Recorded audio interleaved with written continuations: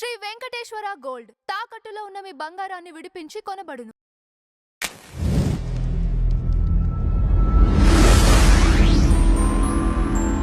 నమస్కారం అప్సన్ రాజేష్. నమస్కారం. ఇప్పుడు రైతులు ప్రతి సందర్భంలో మోసపోతూనే ఉన్నారనిపిస్తుందండి. ఇప్పుడు లేపాక్షి హబ్బుది చూసినట్టయితే సుమారుగా 8,000 ఎకరాలు ఒక 100 కోట్ల రూపాయలకు సంబంధించి, అంటే ప్రభుత్వం నుంచి ఒక పావల వంతు ప్రభుత్వానికి ఇచ్చేసి, వీళ్ళు బ్యాంకుల నుంచి ₹1 తీసుకొని ఇప్పుడు దివాలా తీసి మరి ఇప్పుడు ఆ రైతులేమో కూలీలుగా మారే పరిస్థితి వచ్చింది. ప్రతి సందర్భంలో రైతులు భూములు ఇవ్వటం ప్రభుత్వాలకు సంబంధించి ఆడ జరుగుద్దో జరగదో తెలియదు, వీళ్ళేమో బ్యాంకులను మోసం చేయటం, వాళ్ళేమో ఆ భూములకు సంబంధించి ఒక క్వశ్చన్ మార్కు. ఇదొక్కటే అని కాదండి, అంతకుముందు ప్రీవియస్ కూడా కొన్ని ఉదాహరణలు ఉన్నాయి మనకి. సో ప్రస్తుతం వీటి విషయంలో ఈ లేపాక్షి హబ్బు విషయంలో మీ అభిప్రాయం ఏంటి? వాస్తవంగా లేపాక్షి నాలెడ్జ్ హబ్బు ఆ ఉదంతం మొత్తం గుర్తు చేసుకుంటే డాక్టర్ వైఎస్ రాజశేఖర రెడ్డిని గుర్తు చేసుకొని తీరాలి. ఆయన హయాంలో ఈరోజు సాక్షి పేపర్ చూస్తే మనం విశాఖపట్నంలో ఆఫీస్ స్పేసెస్ క్రియేట్ చేయడం కోసం చంద్రబాబు నాయుడు గారి ప్రభుత్వం రహేజాకి, సత్వాకి ఇటువంటి సంస్థలకి భూములు కేటాయింపు చేస్తుంటే దాన్ని తప్పుపడుతూ చంద్రబాబు భూదాహం అని చెప్పని సాక్షిలో ఒక పెద్ద బ్యానర్ ఐటమ్ రాసుకొచ్చారు ఇవాళ. అవి చూసిన సందర్భంలో డెఫినెట్గా రాజశేఖర రెడ్డి గారిని, జగన్మోహన్ రెడ్డి గారిని కూడా గుర్తు చేసుకొని తీరాలి మనం.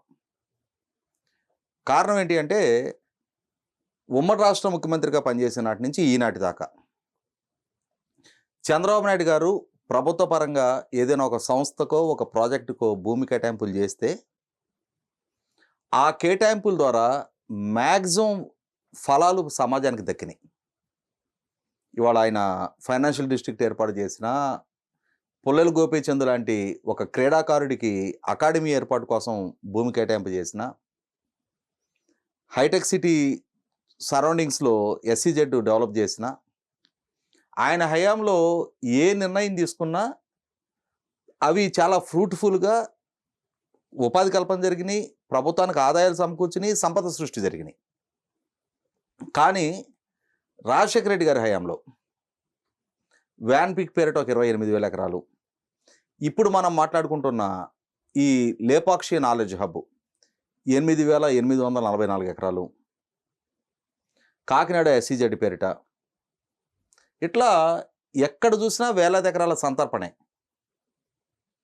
ఇంకొక అడుగు ముందుకేసి కడప జిల్లాలో బ్రాహ్మణి స్టీల్స్ అని చెప్పని 10,000 ఎకరాలు స్టీల్ ప్లాంట్ కోసం కేటాయింపులు చేశారు. ఎయిర్పోర్ట్ కోసం ఇంకొక 4,000 ఎకరాలు కేటాయింపులు చేశారు. అయితే విచిత్రం ఏంటంటే, ఇప్పుడు మనం మాట్లాడుకుంటున్న ఏ సంస్థ చుట్టూ కాంపౌండ్ వాల్ నిర్మాణాలు కూడా జరగల. వాటిలో సంస్థల గ్రౌండింగ్ అవ్వటం, వాటి ద్వారా ఉపాధి కల్పన జరగటం, అక్కడ మార్కెట్ పొటెన్షియాలిటీ పెరగటం, ప్రభుత్వానికి ట్యాక్స్ రెవెన్యూస్ పెరగటం, వెల్త్ జనరేషన్ జరగటం, ఇవన్నీ తర్వాత ముచ్చట్లో. ఆ స్థలాల చుట్టూ ప్రహరీ గోడల నిర్మాణం కూడా జరగల. కానీ భారీ ఎత్తున లోన్ తీసుకోవడం జరుగుతుంది కదండి. ఇప్పుడు వాళ్ళ నాయన ముఖ్యమంత్రిగా ఉన్న రోజుల్లోనే కొడుకు జగన్మోహన్ రెడ్డి గారు గురజాల నియోజకవర్గంలో పిడుగురాల మండలంలో చెన్నైపాలెం అని చెప్పని అక్కడ 1,600 ఎకరాల పైగా సరస్వతి పవర్ అండ్ ఇండస్ట్రీస్ అని చెప్పని దాని పేరిట మైనింగ్ అలొకేషన్ చేయించుకున్నాడు. 18 ఏళ్ళు అయింది, దానికి కూడా కాంపౌండ్ వాల్ నిర్మాణం జరగల.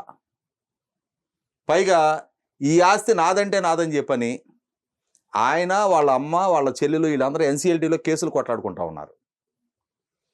పరిశ్రమ పెట్టడం కోసం ప్రభుత్వం చేసిన కేటాయింపులై.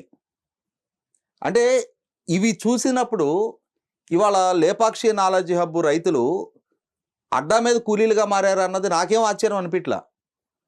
ఎందుకంటే అసలు లేపాక్షి నాలెడ్జ్ హబ్ ఉదంతం చాలా స్పష్టంగా ప్రజలకు తెలియజెప్పాల్సిన బాధ్యత మన మీద ఉంది. 2006 సంవత్సరంలో రాజశేఖర రెడ్డి గారు హైదరాబాద్లో రియల్ ఎస్టేట్ వ్యాపారం చేసుకునే హిందూ ప్రాజెక్ట్స్ శ్యాంప్రసాద్ రెడ్డి గారని, ఆయనకి లేపాక్షి నాలెడ్జ్ హబ్ అని చెప్పిన ఒక ఎస్సీజెడ్ కేటాయింపు చేస్తూ 1,50,000 మందికి ఇక్కడ ఉపాధి కల్పన జరుగుద్ది, ఇక్కడ పరిశ్రమలు వస్తాయి, ఇక్కడ యూనివర్సిటీలు వస్తుంది, ఇక్కడ రెసిడెన్షియల్ టౌన్షిప్ వచ్చుద్ది, 1,50,000 మందికి దాని ద్వారా ఉపాధి కల్పన జరుగుద్ది అని చెప్పని నమ్మబలికి అక్కడ మీరు భూములు ఇవ్వండి, రేపు మీ బిడ్డలకి ఇక్కడ ఉద్యోగాలు ఇస్తామని చెప్పని. సుమారుగా 6,000 ఎకరాలు అసైన్మెంట్ ల్యాండ్ తీసుకున్నారు. దాంట్లో 5,800 ఎకరాలు పైగా అవి, తర్వాత ఒక 3,000 ఎకరాలు ప్రభుత్వ భూములు. ఇవి కలిపి ఓవరాల్గా చిలమత్తూరు, గోరంట్ల మండలాల్లో. ఈ చిలమత్తూరు మండలం మీకు ఎక్కడ ఉంటుంది? బెంగళూరు ఇంటర్నేషనల్ ఎయిర్పోర్ట్ నుంచి టువర్డ్స్ ఆంధ్రాలోకి వస్తే 65 కిలోమీటర్లలో నేషనల్ హైవే ఫేసింగ్ ఈ ల్యాండ్లు. ఇవాళ మనం శంషాబాద్ ఇంటర్నేషనల్ ఎయిర్పోర్ట్ ఉంది. ఆ ఎయిర్పోర్ట్ నుంచి ఎటువైపు అయినా సరే, టువర్డ్స్ శ్రీశైలం అయినా, ఎయిర్పోర్ట్ బ్యాక్ సైడ్ ఉన్న outer ring road growth service road ఫేసింగ్లో అయినా, లేదు టువర్డ్స్ బెంగళూరు హైవే అయినా, ఎటువైపు చూసినా 50-60 కిలోమీటర్ల వరకు హైవే ఫేసింగ్ ఎన్ని కోట్ల రూపాయలు ఉంది భూమి? మరి ఇవాళ బెంగళూరు ఇంటర్నేషనల్ ఎయిర్పోర్ట్ నుంచి 65 కిలోమీటర్ల దూరంలో టువర్డ్స్ హైదరాబాద్ హైవేలో, అది హైవేకి 2 వైపులా ఫేసింగ్ ఉంటాయి ఈ భూములు. అక్కడ 8,844 ఎకరాలు హిందూ ప్రాజెక్ట్ అనే సంస్థ కేటాయింపు చేశారు. 119 కోట్ల రూపాయలు ఆ భూములు సేకరించడానికి ఈ సంస్థ ప్రభుత్వానికి ఖర్చు పెట్టింది. 119 కోట్లు. అప్పటికే ఆ ప్రాంతంలో ఎకరం 5 లక్షల నుంచి 15 లక్షల దాకా రేటు ఉంది. మనం ఇవాళ ఈ రోజు రేట్లు కాదు మాట్లాడుకుంటుంది, 2006లో. ఓకే, ఆ రోజు 5 లక్షలు చాలా పెద్ద రేటు. ఒక గ్రామీణ ప్రాంత రైతు కుటుంబానికి 5 లక్షలు చాలా పెద్ద అమౌంట్. అది వాళ్ళు ఓపెన్ మార్కెట్లో అమ్ముకుంటే వాళ్ళకి ఒక 4 ఎకరాలు ఉంటే 20 లక్షలు వచ్చాయి. ఆ 20 లక్షలు ఇంకొక దగ్గరికి తీసుకెళ్ళి ఎక్కడైనా కొనుక్కుంటే ఈ 4 ఎకరాల బదులు 10 ఎకరాలు వచ్చేది వాళ్ళకి ఆ రోజుల్లో. అలా కాకుండా గవర్నమెంట్ 1,75,000 అని రేట్ ఫిక్స్ చేసింది. తర్వాత ఈ ప్రభుత్వ భూముల్లో సాగు చేసుకుంటున్న వాళ్ళకి అసలు కాంపన్సేషన్ ఇవ్వాల. ఈ 3,000 ఎకరాల్లో అసైన్మెంట్ ల్యాండ్లు సేకరించిన వాళ్ళకి 1,75,000 చొప్పున ఫిక్స్ చేసి వాళ్ళ దగ్గర నుంచి భూములు తీసుకొని, ఇంకా కొంతమందికి పరిహారం ఇప్పటికి ముట్ల.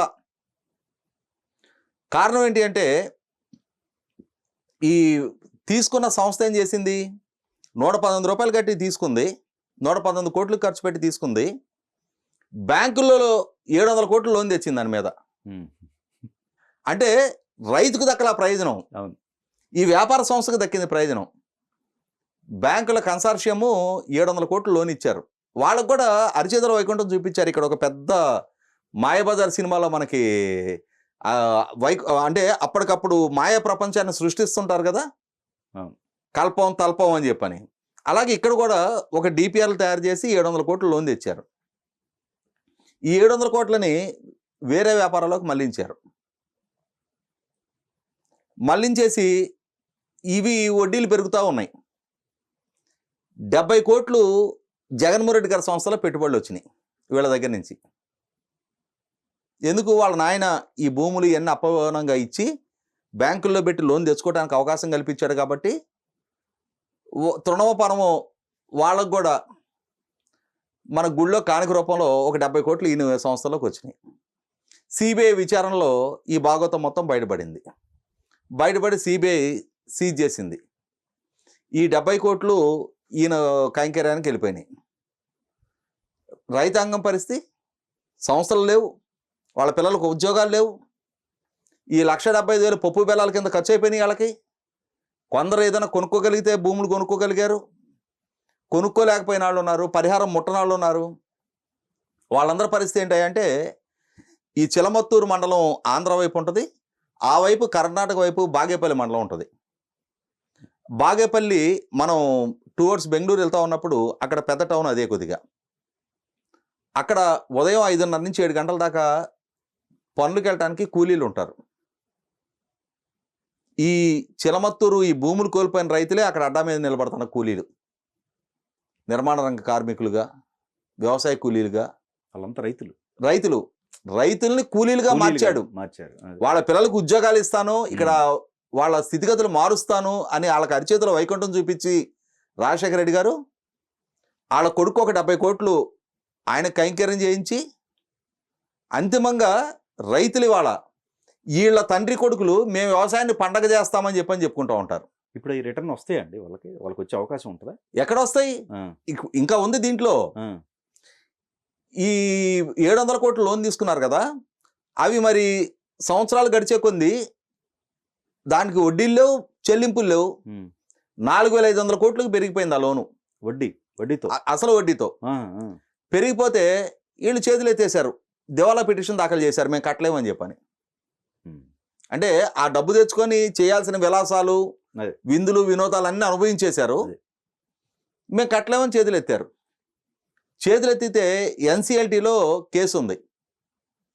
జగన్మోహన్ రెడ్డి గారు ముఖ్యమంత్రిగా ఉండగా వాళ్ళ మేనమావ రవీంద్రనాథ్ రెడ్డి కొడుకు ఎన్సిఎల్టీలో ఈ 8,844 ఎకరాలని 4,500 కోట్లు లోన్ ఉన్న దాన్ని 500 కోట్లకి రద్దు చేయించుకొని 500 కోట్లు మేము కట్టేస్తామని చెప్పని అతను స్వాధీనం చేసుకునే ప్రయత్నం చేశాడు. ఉమ్. అప్పుడు ఇష్యూ బయటకు వచ్చి మనబోటి వాళ్ళందరూ గోలగోలు చేస్తే మళ్ళీ ఎన్సిఎల్టీ పునర్విచారణ ఇది చేసింది. ఇవాళ ఈ భూములు దాటినాక ఇంకా చాలా దూరం వస్తే కియా ప్లాంట్ ఉంటుంది. ఉమ్. ఒక్క కియా ప్లాంట్ 600 ఎకరాలు అక్కడ గ్రౌండింగ్ అయితే ఆ ప్రాంతం ముఖచిత్రం మొత్తం మారింది కదా. అవును. అట్లాంటిది ఇవాళ బెంగళూరు ఎయిర్పోర్ట్కి, ఇంటర్నేషనల్ ఎయిర్పోర్ట్కి 65 కిలోమీటర్ల దూరంలో నేషనల్ హైవే పక్కన రెండు వైపులా 8,800 ఎకరాలు భూములుంటే 500 కోట్లకి సెటిల్ అయ్యే ఆస్కారం ఉంటే రాష్ట్ర ప్రభుత్వం తరపున జగన్మోహన్ రెడ్డి కట్టి తీసుకోవచ్చు కదా. ఉమ్. ఆ 8,800 ఎకరాలు రాష్ట్ర ప్రభుత్వం స్వాధీనం చేసుకొని ఉన్నట్టయితే ఇవాళ హైవే ఫేసింగ్ ఎకరం ఎంత ఖరీదు చేస్తుంది? అవును. కియా లాంటి ఎన్ని సంవత్సరాలు అక్కడ గ్రౌండింగ్ చేయించవచ్చు? కర్ణాటకలో భూమి కేటాయింపులు లేక అల్లాడుతూ ఉన్నారు వాళ్ళు. బోలెడు సంవత్సరాలు తరుముకుంటూ వస్తాయి. మేం పెడతామంటే మేము పెడతామని వస్తారు. అలా పెడితే జగన్మోహన్ రెడ్డికి ఏమొస్తుంది? వాళ్ళ మేనమామ కొడుకు కట్టబెడితే వాళ్ళ మేనమామ కొడుకు పెద్ద అవుతాడు. లేదంటే ఒక 1000 ఎకరాలు చాటుమాటికి ఈయన కూడా కొట్టేయచ్చు అందులో. అంటే ఇవాళ రాజ్యం వీరభోజ్యం అన్నట్టుగా వీళ్ళ నాయనకి ఇతనికి అధికారం కట్టబెట్టినప్పుడల్లా వీళ్ళు భోజనం చేయడానికే సరిపోయింది. ఆ భోజనం చేసిన పర్యవసానం వీళ్ళు పెద్దాళ్ళు అయ్యారు. వీళ్ళకి అధికారాలు దక్కినాయి, 1000 కోట్ల ఆస్తులు దక్కినాయి, ఊరికి ఒక ఎస్టేట్ కట్టుకోగలిగారు, ప్యాలెస్లు నిర్మాణం చేసుకున్నారు, విందులు, వినోదాలు, వైభోగాలు వీళ్ళు బాగానే ఉన్నారు. కానీ ఆ భూములు కోల్పోయిన రైతులు ఇవాళ వాళ్ళ అడ్డా మీద కూలీలుగా మారారు. వాళ్ళు ఉసురు తగలదా? ఖచ్చితంగా తగులుతుంది.